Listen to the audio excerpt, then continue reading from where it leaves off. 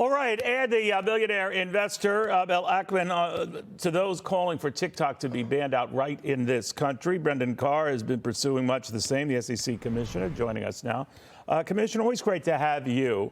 There is a growing chorus call to ban TikTok. It never goes anywhere. I suspect that short of China invasion here, it won't.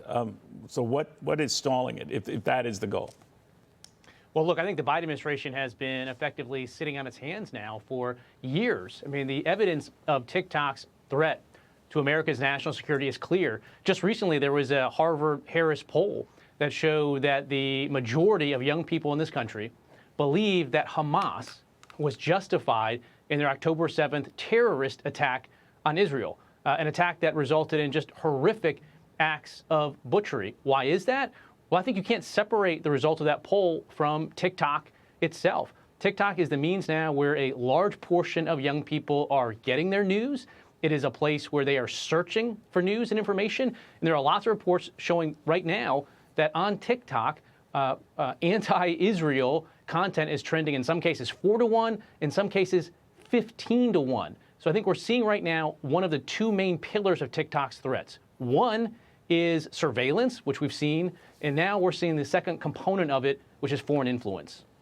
I hasten to add, though, that if young people were polled on any venue, you'd get a sentiment like that in favor of Hamas or Palestinians. I don't know if it's unique to TikTok. So why use that as an excuse? Not that that's abhorrent. I clearly on your point of view, to say, all right, they got to go. Because there are other sites and social media and elsewhere where that is echoed by young people. And I'm just wondering why focus on TikTok.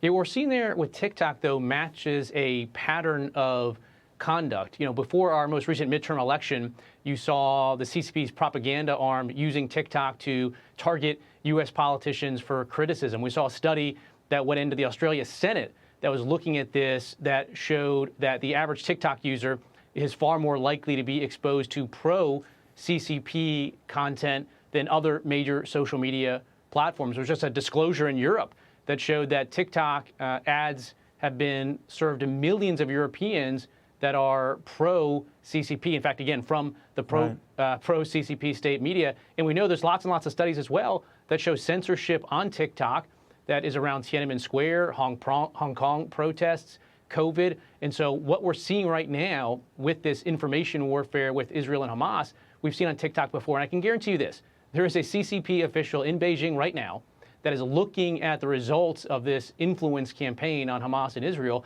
and they're updating their playbook for China and Taiwan based on this. I suspect they're not only doing it on TikTok, but you could be right. And I do wonder, though, should, you know, kids who love this, and it sort of favors a younger audience, they like it. They like the dance videos. They like some of the clever ways you can make money off of it, and the businesses that have been formed off of it in numbers far larger than almost any U.S. social media site. So why can't those sites take a cue from what TikTok presumably does right versus some of the politicization? Because you could make the argument that a lot of them get into that. Yeah, I have no problem at all with short-form video platforms. There's lots of them that I don't think present through their ownership structure back to the CCP the same types of threat. But again, I think there is something very unique with TikTok. Again, as an FCC commissioner, I can assure you that we would never allow a foreign adversary to gain control of a means of mass broadcast communication without passing a national security review that neither TikTok nor the CCP can pass. I think we need to apply that same rule here. Again, the CCP does not allow TikTok to operate inside China. The version of TikTok there is showing to their kids a very different reality. It's educational material, museum exhibits, science experiment. Here, it's much more divisive content. And why? I think part of that goes back to Chairman Xi and the CCP. Chaos in a weakened America is to their benefit. And that's why the window is still open. We need to take action. It's not too late, but we need to act now on either banning TikTok or requiring a divestiture of the corporate control back to the CCP. How do your colleagues feel about this?